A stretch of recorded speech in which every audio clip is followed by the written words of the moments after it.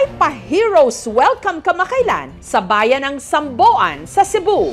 Sa araw kasing yon, nakatakdang umuwi ang isa nilang kababayan na sa nakalipas na 14 na buwan, bumiyahe mula France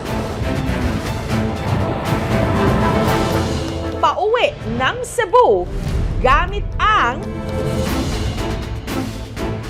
bisikleta.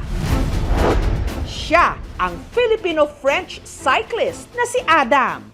Greet na siya sa mga kababayan. Pero sa lahat ng abangers kay Adam, ang babaeng ito ang pinaka-excited. Siya lang naman daw kasi ang nagsisilbing inspirasyon ni Adam para tapusin ang kanyang long way home. Walang iba kundi ang kanyang Pilipinang nobya, si Sofia. Adam is here! Kamusta kaya ang kanilang pagkikita sa finish line? We miss you! Ang born in Leyte and raised in Cebu na si Sofia, aminadong takot ng mahigugma o umibig ulit matapos hindi nag-work out ang dati niyang LDR o long-distance relationship. Murag nahimo ming toxic, kadugayan, nasakal ko. Ana jud ko niya like, murag, dili jud ako kaya ang LDR. Hanggang sa naghiwalay sila. Pero sa dinaluhang party ni Sofia, nito lang nakaraang taon, muli raw pinana ni Cupido ang kanyang puso nang may ipinakilala sa kanyang afam, si Adam. French national ang kanyang ama, Cebuana ang kanyang ina. We just talked throughout the whole night and we exchanged social medias. I texted her. We started texting and texting. Mabilis daw nahulog ang loob nila sa isa't isa. Gaya kasi ni Sofia, si Adam mahilig din sa adventure. Iya kong dadon sa laing-laing lugar. Gi-open po akong eyes to different situations. Akong nahibawan na like, oh, I really like this guy. Being in Manila while it's raining. Ngunit pinakahilig daw talaga nito, magbisikleta. I find myself always wanting to find that feeling where I just felt like I was floating in the air. And it made me want to go even further. It got bigger and became France to Philippines. Matapos ang 2 buwan na getting to know each other, naging sila. The thought is sweet kasi he asked me to be his girlfriend on the same day na nagkilala kami. She's the love of my life. We spent all of our time and enjoying the simple world that we were making. Pero kakasimula pa lang ng kanilang road to forever, aba, nagkalubak na. Si Adam kasi nakatakdang umuwi ng France para gawin ang kanyang pinaka-inaasam-asam. Ang magbisikleta ng humigit kumulang 28,000 kilometers mula sa France pauwi ng Samboan sa Cebu sa loob ng mahigit 1 taon. Parang imposible, pero si Adam desidido at pursigido. I had only a few chances in my life to do that. I found myself quite excited to tell Sofia about that plan, but I was also nervous of how she would receive it. Nako, lagot! Allergic pa naman na si Sofia sa LDR. Ana jud ko niya like, murag, dili jud ako kaya ang LDR. Mawala ra siya kalit or makita siya lain. Kaya sina Adam at Sofia napilitang mag-part ways muna. It was pretty hard for us to stay together. It felt very awkward because she was a better part of my 4 months. Pero si Sofia biglang napa-U-turn. Binalikan niya si Adam at buong pusong ipinakita ang kanyang pagsuporta. I just really put my trust in him that he can do things on his own. It's magical how I turned my dream into something bigger when I knew that she was there at the end waiting for me. Let's go to France. Let's go. Hunyo nitong nakaraang taon, lumipad na si Adam pa France para simulan ang kanyang biking crusade. This is week 1 of biking from France to the Philippines. Mula France, nagpadyak si Adam patungong Central Asia. Pero dahil sarado ang border mula Georgia pa Kazakhstan, nag-eroplano siya. Bit-bit ang kanyang bisikleta. My overall budget for the trip was 400,000. I really struggled to not spend a lot, so I made sure that I never stayed in hotels. I only camped. Nariyang natulog siya sa sementeryo. I'll be very safe and comfy here. Inatake pa ng mga naglalakihang aso Destroyed my mattress. At least my bags are okay. at dumaan sa disyerto. There's a bunch of snake holes. Ang bawat araw na nagdaan, ivlinag niya para ipanood kay Sofia. Kanang muhunong jud siya for me, to talk to me. He will always find time naman.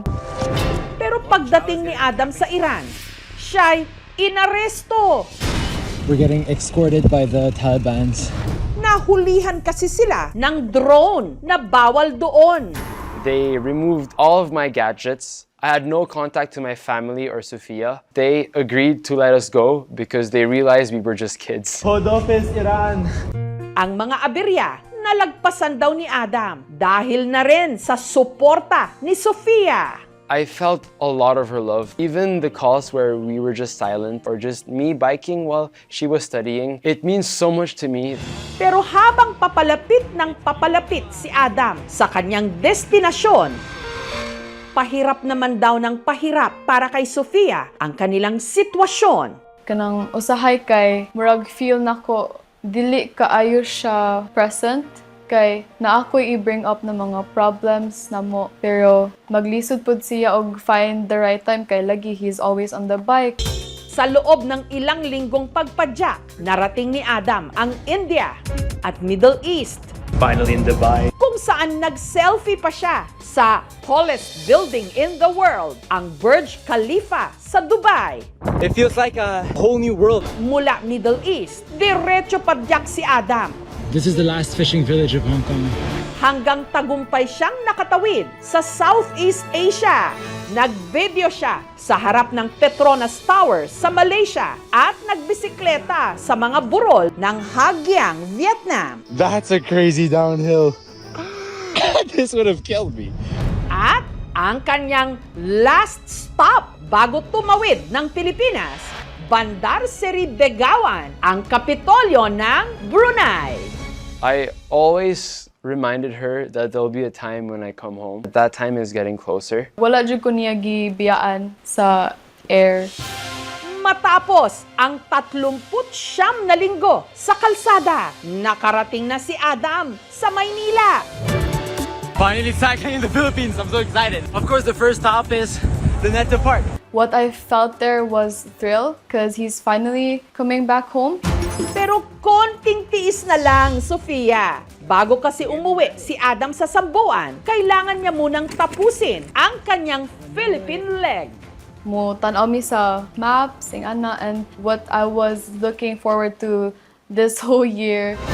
At ang kanyang huling destinasyon, Sambuan. Greet na siya sa mga kababayan. At nito ngang August 15, nakabalik na siya ng Cebu. Sakto sa kanyang birthday. When I arrived in the Philippines and they gave me all the flaglets and the medal and everyone was there, I was so out of the world. I did not truly know what I was feeling, but all I really wanted was just to find Sophia because she was hidden somewhere far from everyone. Pero teka, nasan na si Sofia? I tried my best to get through the crowd. It was hard because everyone wanted photos. Hanggang narating na ni Adam ang kanyang final destination. Woo! Adam is here.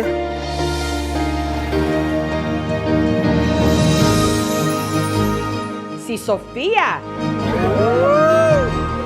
Na sinalubong siya ng mahigpit na yakap. At matatamis na halik. Wala na. Finish na. To be like the moment I saw her again, it just felt like a burst of joy, a new chapter in our relationship, and I'm truly grateful for her love. At ngayong back in each other's arms sila para mabawi ang mga oras na nawala.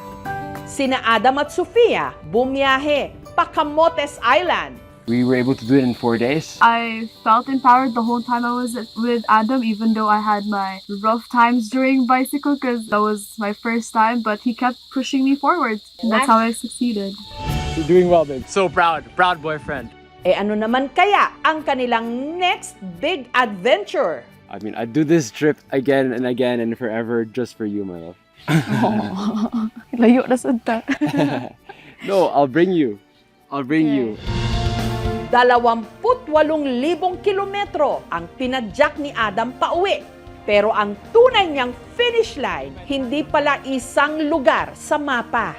Dahil kahit saan pa siya dalhin ng kanyang bisikleta, ang huling destinasyon, puso niya ang nagdikta.